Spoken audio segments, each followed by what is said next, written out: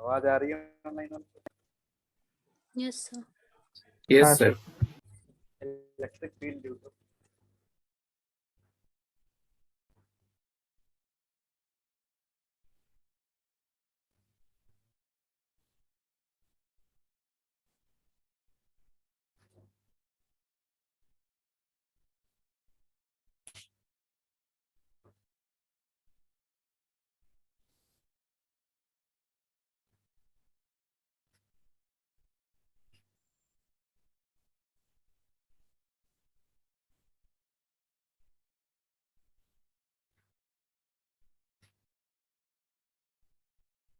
Vector का direction ये होगा कि मिड पॉइंट से मान लो यहाँ पे एक पॉइंट है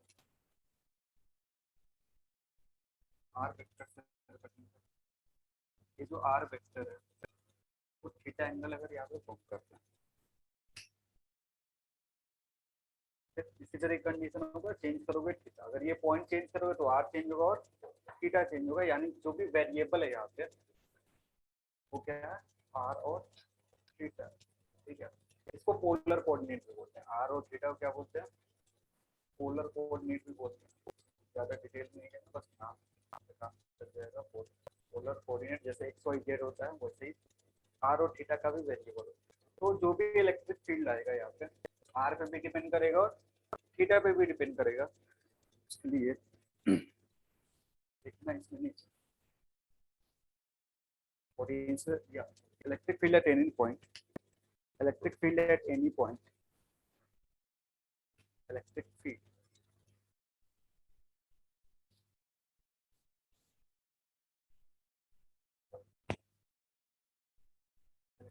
at any point due to electric dipole is function of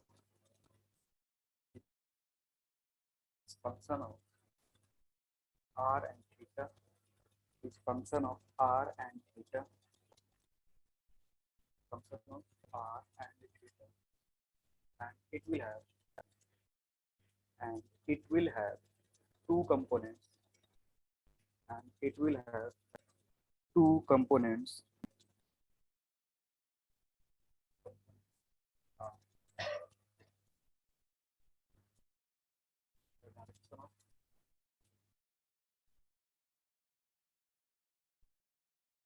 R vector, the two components in the direction of R vector,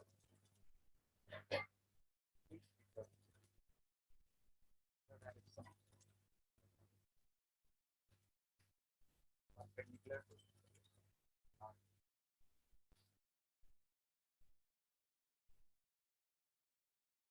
दो कंपोनेंट ER होगा और एक E थीटा होगा। ER का जो डायरेक्शन होगा R वेक्टर के डायरेक्शन में होगा, पैरेलल टू R वेक्टर बोल सकते हो, और E थीटा वेक्टर जो होगा परपेंडिकुलर टू। तो अगर मैग्नीट्यूड देखोगे तो ER जो होगा 2kp cos theta divided by ER का मैग्नीट्यूड कितना होगा 2kp cos थीटा, यहाँ नीचे क्या आता है R क्यूब आता है, और E थीटा जो होगा कितना होगा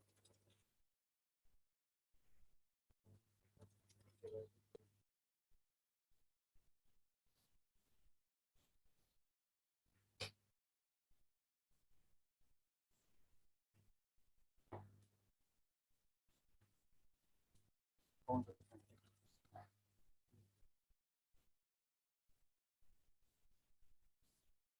अब इस पॉइंट पे देखो इधर की तरफ ER वेक्टर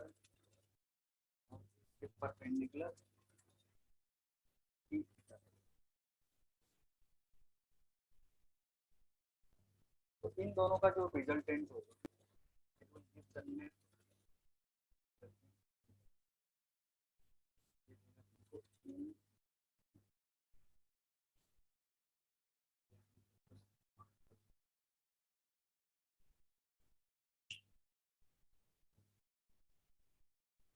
किसी भी पॉइंट पे अगर नेट इलेक्ट्रिक फील्ड कैलकुलेट करना है उसके दो कंपोनेंट, एक रेडियल डायरेक्शन में या फिर पोजीशन वेक्टर आर के डायरेक्शन में और दूसरा थीटा के डायरेक्शन में मैग्नीट्यूड दे दिया। अगर ये अल्फा देखोगे अल्फा कितना होगा,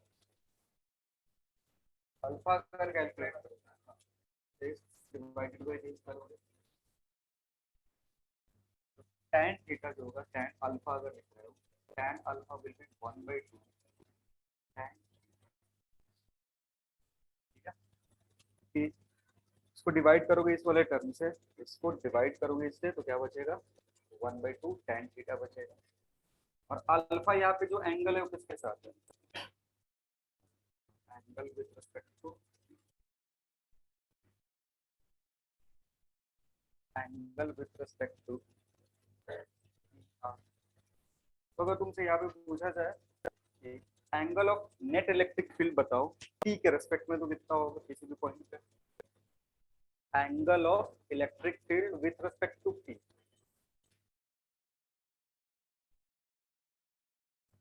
अल्फा प्लस थीटा। किसी भी पॉइंट पे अगर तुमको इलेक्ट्रिक फील्ड चाहिए तो उसका जो एंगल होगा, देखो ये जो एंगल है ये अल्फा है किसके रेस्पेक्ट में, ई आर, और ई आर पी के रेस्पेक्ट में कितने का एंगल बना रहा है, थीटा। तो जो नेट इलेक्ट्रिक फील्ड होगा उसका पी के रेस्पेक्ट में एंगल कितना होगा, अल्फा प्लस थीटा। यहाँ तक लिखने के बाद नोट में लिख लेना।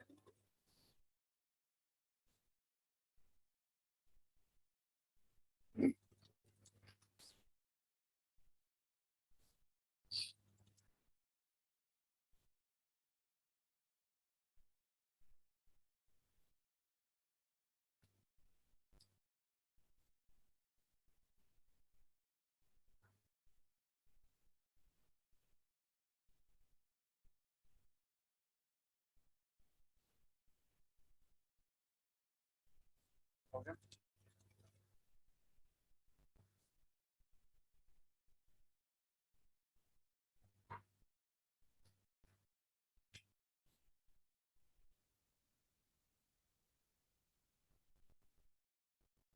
नेट जो होगा कितना होगा, रूट होगा,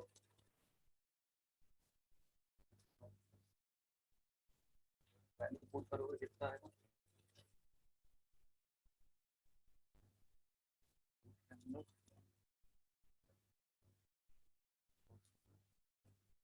ये मैग्नीट्यूड है और इसका जो डायरेक्शन होगा क्या होगा,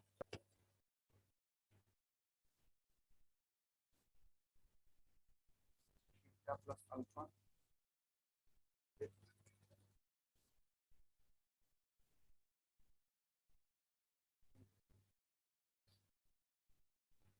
कौन सा, AC by R root over 1 plus theta.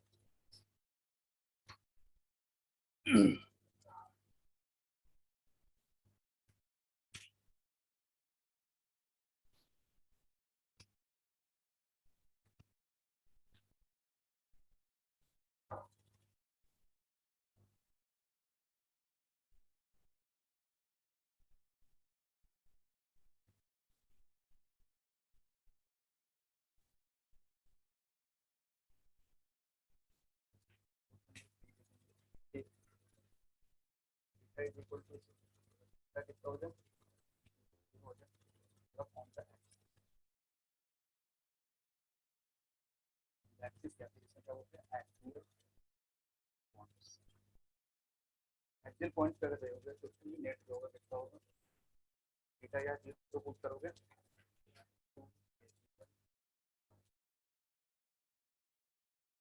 Direction क्या होगा, पैरेलल टू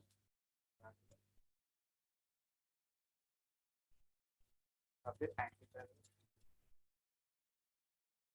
पैरेलल होगा, ये माइनस क्यू ये प्लस क्यू है, इसका डायरेक्शन इधर की तरफ।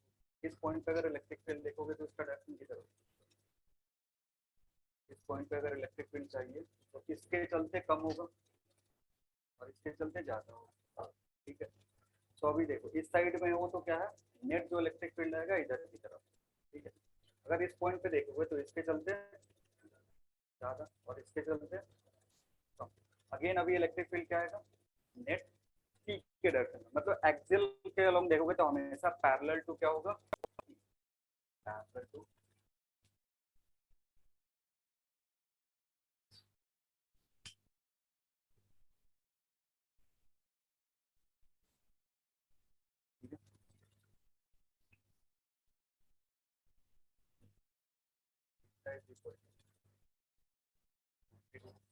अगर थीटा 90 डिग्री होगा इस केस में, परपेंडिकुलर बाइसेक्टर या फिर इसे बोलते हैं इक्वेटोरियल।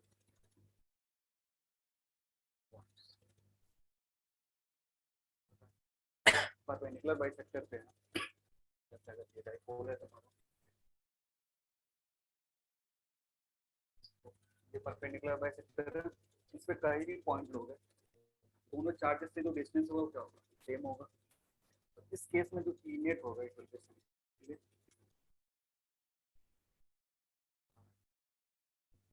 डायरेक्शन क्या होगा, डायरेक्शन पैरेलल या एंटी पैरेलल टू बी।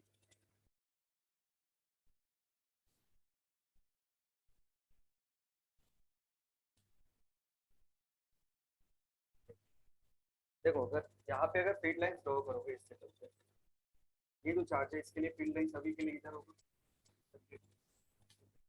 अब यहाँ से जो भी फील्ड लाइन निकल रहा होगा,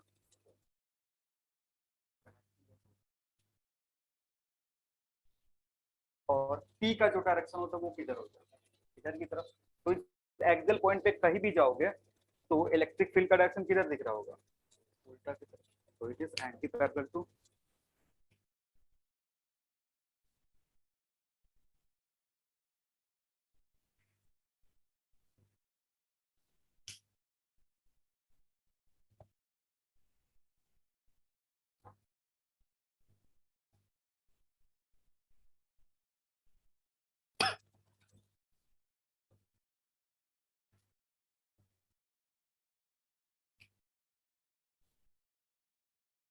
ई एक्सियल।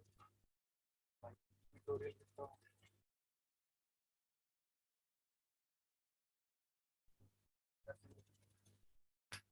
एक्सियल पॉइंट पे जो इलेक्ट्रिक फील्ड है और इक्वेटोरियल पॉइंट पे जो इलेक्ट्रिक फील्ड है उसका रेशियो कितना आएगा।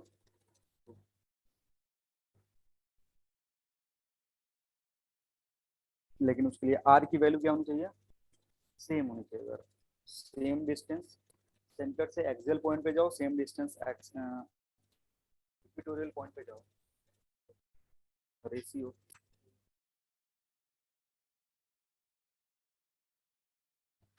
स्मॉल डाइपोल सिलेबस में तो स्मॉल डाइपोल वाला ही फार्मूला, लार्ज डाइपोल जो होता है जिसके इसमें एल का जो फैक्टर है वो भी देखने लगता है, जो भी हमने इसका डिस्टेंस जो लिया था वो भी दिखने लगता है। तो उस केस में फॉर्मूला देख सकते हो। लेकिन होता क्या है ना कि जो कॉस वाला टर्म है, कॉस थीटा वाला टर्म है या साइन थीटा वाला टर्म है, वो कहाँ से आता है, जब डेरिवेशन करते हैं। इतना नहीं है बस, जैसे इस पॉइंट से इस पॉइंट पे माइनस क्यू से यहाँ कैलकुलेट करा होगा इलेक्ट्रिक फील्ड, इसका डायरेक्शन किधर होगा, इधर की तरफ। इसके चलते अगर कैलकुलेट करोगे प्लस क्यू के चलते, इसका डायरेक्शन इधर इधर की तरफ होगा।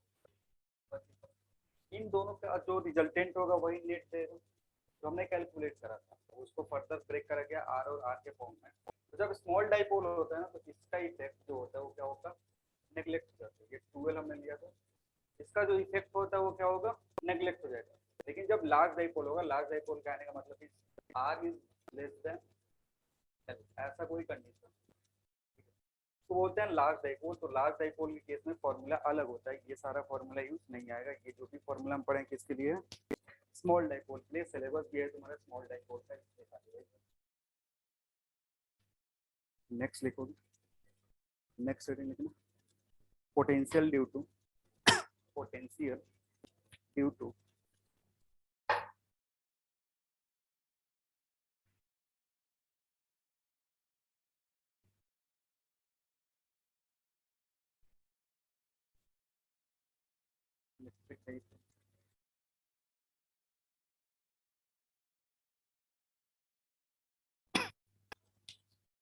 पोटेंशियल स्केलर क्वांटिटी है, जो भी पोटेंशियल होगा स्केलर क्वांटिटी, इसका कंपोनेंट तो होगा नहीं, लेकिन स्टिल ये फंक्शन किसका किसका होगा, आर एंड थीटा का। जो भी पोटेंशियल होगा किसका फंक्शन होगा, आर पे भी डिपेंड करेगा और थीटा पे भी डिपेंड करेगा। जैसे अगर ये डाइपोल है तुम्हारा,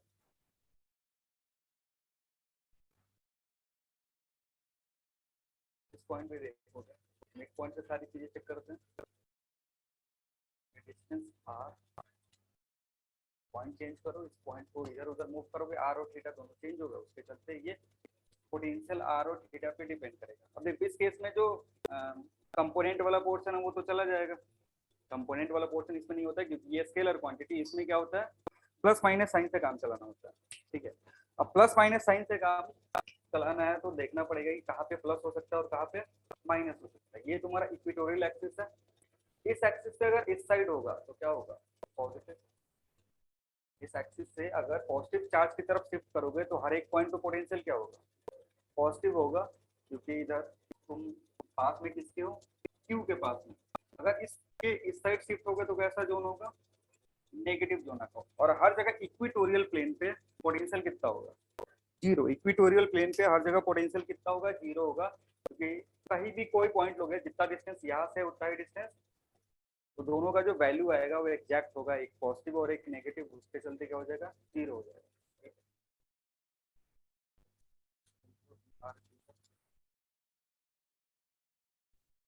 या थीटा कहने का मतलब है आर पे भी डिपेंड करते हो, थीटा पे भी डिपेंड करते हो, कितना होगा AP cos theta divided by, के नीचे क्या रहेगा आर क्यूब या आर स्क्वायर,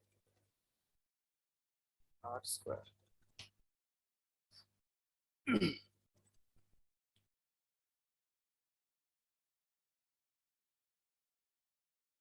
तो ये भी ध्यान रखना, कभी कभी पूछ देता है electric field due to dipole depends on R square, depends on R cube, depends on R, या फिर इस पे डिपेंड करेगा, आर क्यूब पे डिपेंड करेगा, फोर्स होगा वैल्यू पे डिपेंड करता है। वैसे अगर पोटेंशियल के लिए पूछेगा तो, लेकिन पॉइंट चार्ज के लिए क्या होता है, पॉइंट चार्ज के लिए ये टर्म, पॉइंट चार्ज से ये करेक्ट होगा, डाइपोल के लिए ये होगा, ठीक है। डाइपोल से जब पोजीशन देखेंगे सेंटर से ये डिस्टेंस, और पॉइंट चार्ज के लिए देखोगे तो पॉइंट चार्ज से ये डिस्टेंस। वैसे पोटेंशियल की अगर बात करो तो पॉइंट चार्ज के केस में क्या होता है इनवर्सली प्रोपोर्शनल टू, लेकिन डाइपोल के केस में क्या हो जाएगा आर स्क्वायर।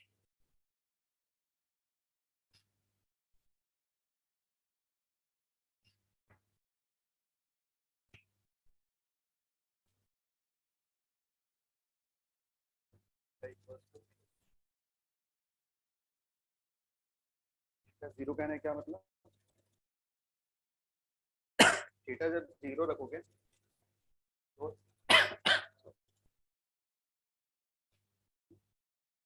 ये थीटा किसके किसी बीच का एंगल है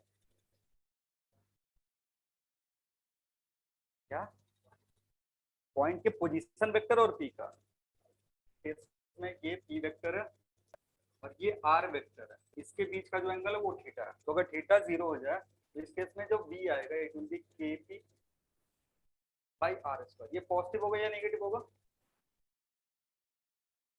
पॉजिटिव होगा।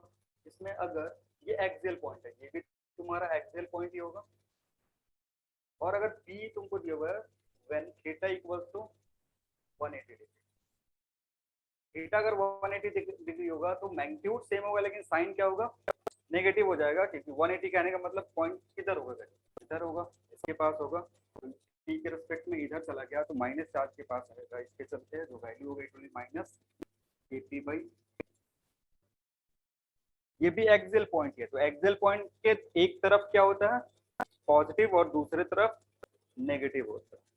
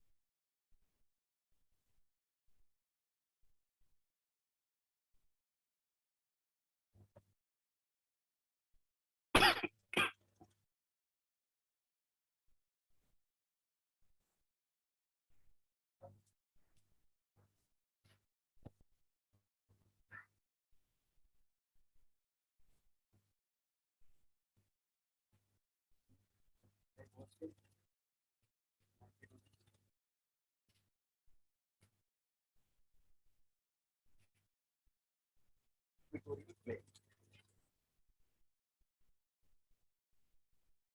इक्वेटोरियल प्लेन के केस में थीटा जो होगा और cos 90 कितना होता है, हर एक पॉइंट पे कितना होगा, 0। इस पॉइंट पे इक्वेटोरियल प्लेन पे कहीं भी जाओगे, जितना डिस्टेंस पॉजिटिव चार्ज से होगा उतना ही डिस्टेंस नेगेटिव चार्ज से होगा।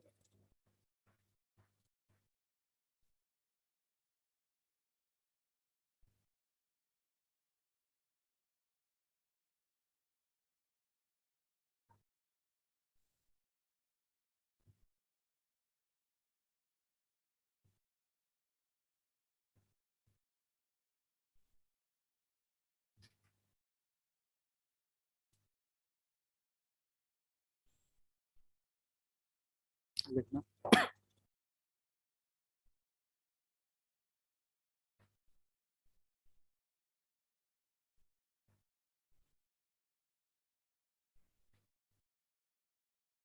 लिखना electric field intensity.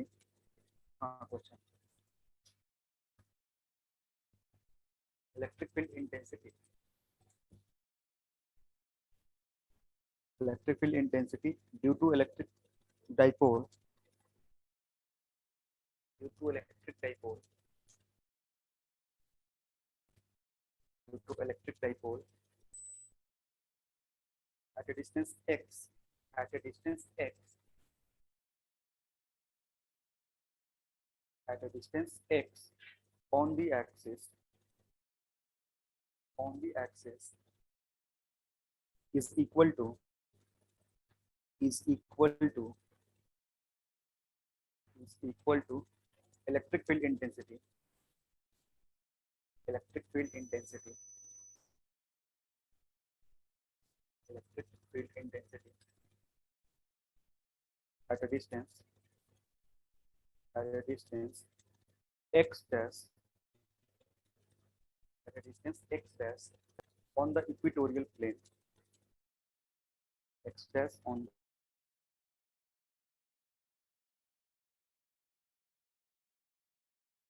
equatorial line, equatorial line, then find x by x dash, then find x by x dash.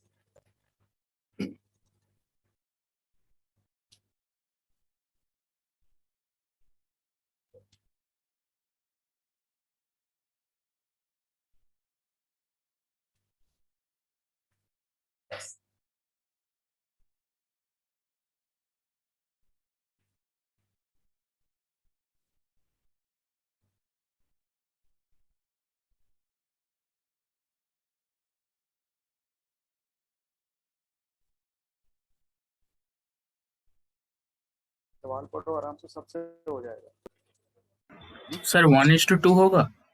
1:2 नहीं,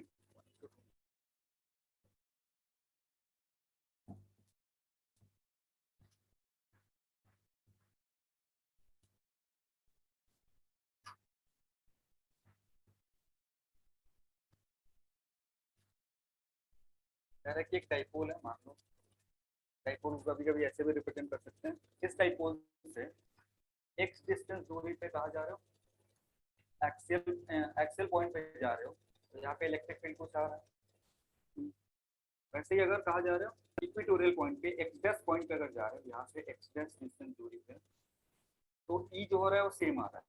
तो इस पे ई का जो फॉर्मूला तो कितना होता है, KP by x dash Q हो जाएगा, और यहाँ पे जो ई होगा वो कितना होगा, 2 केपी बाई एक्स क्यू। ये दोनों क्या होने चाहिए, बराबर। क्वेश्चन में बोल रहा है कि इस पॉइंट पे जो इलेक्ट्रिक फील्ड है और इस पॉइंट पे जो इलेक्ट्रिक फील्ड है वो सेम है, क्योंकि डिस्टेंस अलग अलग दिया हुआ है, इसलिए उसका रेशियो को तुमसे पूछ रहा है।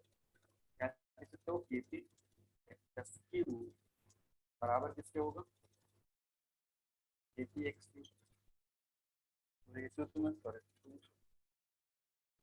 एक्स बाई एक्स डैश का पावर 3 के बराबर होना चाहिए।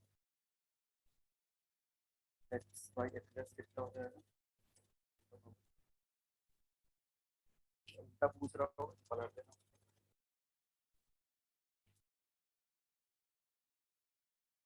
ठीक है, नेक्स्ट लिखो, नेक्स्ट हेडिंग लिखना इलेक्ट्रिक डाइपोल,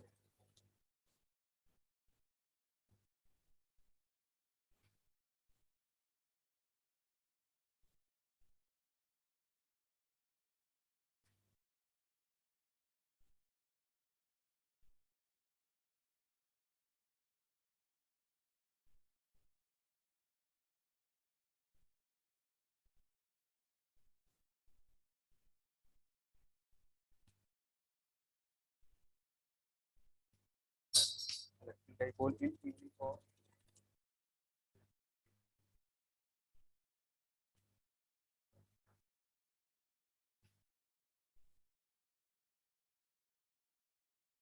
अगर किसी और के फील्ड में इस डाइपोल को रखते हैं तो ये कैसे बिहेव करता है वो देखेंगे। इसका खुद का जो जनरेट हो रहा है इलेक्ट्रिक फील्ड और खुद के चलते जो पोटेंशियल आ रहा है वो देखेंगे।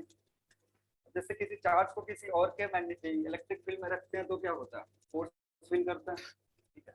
तो इस पे देखेंगे क्या ये फोर्स फील कर रहा है या फिर बाकी सारी चीजें। जैसे अगर चार्ज को किसी और के इलेक्ट्रिक फील्ड में रखते थे तो एनर्जी आ जाती थी जिसको पोटेंशियल एनर्जी बोलते थे। सेम टू सेम यहाँ पर भी एनर्जी आ सकता है और इसको पोटेंशियल एनर्जी के फॉर्म में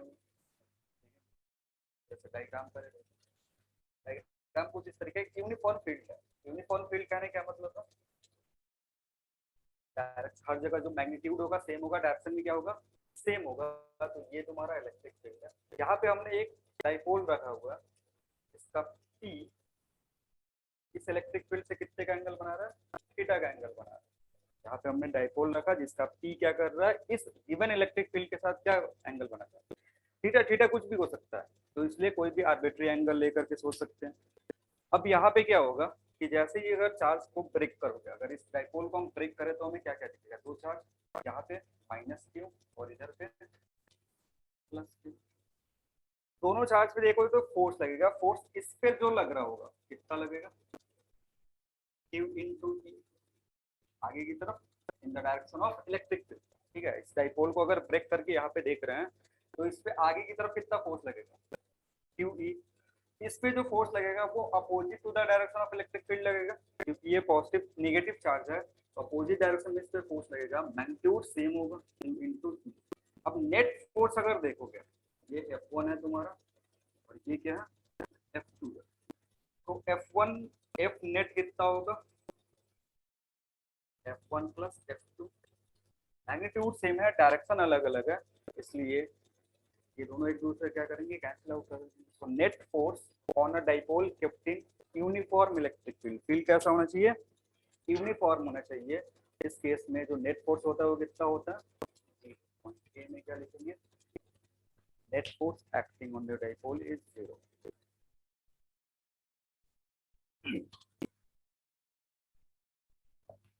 ये पॉइंट ए लिखना, फिर ये छापना।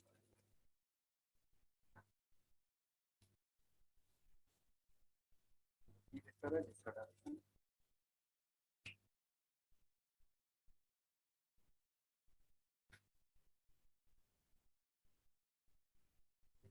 Net force acting on dipole, point A में लिख लो, net force acting on dipole uniform electric field is 0।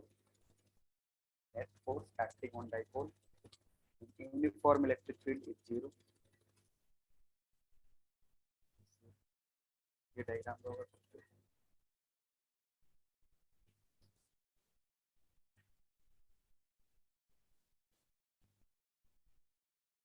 जब किसी बॉडी पे सेम मैग्नीट्यूड का, हाँ सेम मैग्नीट्यूड का, अब सुन तो लो, कुछ और बोल लेंगे फिर। मेरा मन कर रहा है कपल बोलने का, नहीं बोल सकते, लिख लो फिर, लिख लो पहले ये लिख लो, बड़े परेशान रहते हो।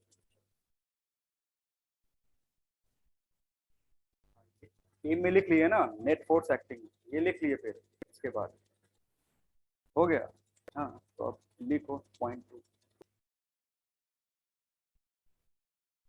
Net torque acting on the, net torque acting on the dipole, net torque acting on the dipole given है torque acting on the dipole. और ये जो टॉर्क है इसको क्या बोल सकते हैं, कपल भी बोल सकते हैं, क्योंकि हाँ ये जो टॉर्क होगा tau, it will B magnitude. अगर इसका देखोगे पीई कॉस या साइन, पीई साइन थीटा, क्योंकि क्रॉस प्रोडक्ट है ना, साइन थीटा ये मैग्नीट्यूड है तुम्हारा। अगर इसको वेक्टर फॉर्म में लिखोगे टाउ वेक्टर, तो it will be what, E cross E भी एक वेक्टर है, ई भी और एक वेक्टर है, जिससे किस कौन सा वेक्टर मिल रहा है, थर्ड वेक्टर मिल रहा है। तो इन दोनों के बीच में कैसा प्रोडक्ट होना चाहिए, क्रॉस प्रोडक्ट। तो पी क्रॉस ई करोगे तो यहाँ से इसको वेरीफाई कर रहा है, इसका मैग्नीट्यूड जो होगा, और डायरेक्शन क्या होगा, प्लेन के बाहर प्लेन के परपेंडिकुलर इनसाइड पे भी हो सकता है और आउटसाइड में भी होता है, वो डिपेंड करेगा कि एंगल कितना है। ठीक है, अगर ये इधर की तरफ देख रहा होगा या इधर की तरफ देख रहा होगा, उसके बेसिस पे डायरेक्शन डिसाइड कर सकते हो। और इसको क्या कर सकते हैं, कपल भी बोलते हैं। नेट फोर्स जो है एक ऐसा सिस्टम जिस पे नेट फोर्स जीरो हो, क्योंकि इक्वल एंड अपोजिट फोर्सेस लग रहे हैं विथ सम सेपरेशन, तो उसको क्या बोलते हैं, कपल बोलते हैं।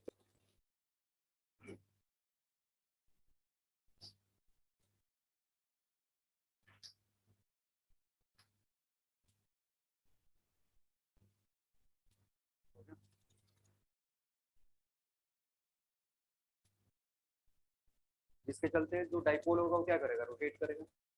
और जो रोटेशन होगा वो किसके अबाउट होगा, रोटेशन इलेक्ट्रिक फील्ड के अबाउट का क्या मतलब, रोटेशन किसी एक्सिस के अबाउट हो रहा है और वो एक्सिस कहाँ से पास करेगा,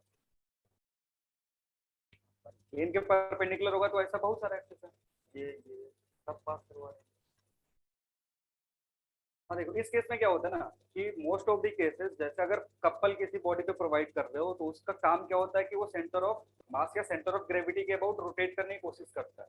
अगर फ्री है सेंटर ऑफ ग्रेविटी तो उसके अबाउट रोटेट करवा देगा, लेकिन अगर सेंटर ऑफ ग्रेविटी के अबाउट रोटेशन नहीं हो रहा है तो फिर कोई भी पॉसिबल पॉइंट ले लो, इसके अबाउट भी कर सकता है, इसके अबाउट भी कर सकता है, इसके अबाउट भी कर सकता है, इसके अबाउट, क्योंकि अगर इसके अबाउट भी वैल्यू देखोगे ना तो वही आएगा इस पॉइंट के अबाउट। ये कपल में भी समझाया थे रोटेशन में कि कपल जो होता है उसके लिए एक्सिस फिक्स नहीं होता। अगर सीजी फ्री है कि सीजी के अबाउट रोटेशन पॉसिबल है तो जो भी वो बॉडी होगा जिसपे कपल लग रहा होगा वो सीजी के अबाउट रोटेट करेगा। और अगर सीजी के अबाउट रोटेशन पॉसिबल नहीं है तो फिर कोई भी एक्सिस प्रोवाइड कर दो क्या करेगा, रोटेट कर लेगा। ठीक है, तो इसके लिए कोई एक्सिस डिफाइन नहीं होता, एक्सिस कुछ भी हो सकता है, सीजी भी हो सकता है, या कोई भी पॉइंट जो इस लाइन पे होगा, कोई भी पॉइंट जो कहा हो इस लाइन पे हो, उस पे परपेंडिकुलर, इस परपेंडिकुलर एक्सिस के वो तो गोल गोल घूम लेगा। ठीक, नेक्स्ट लिखेंगे, नेक्स्ट पॉइंट लिखना, पोटेंशियल एनर्जी, पोटेंशियल एनर्जी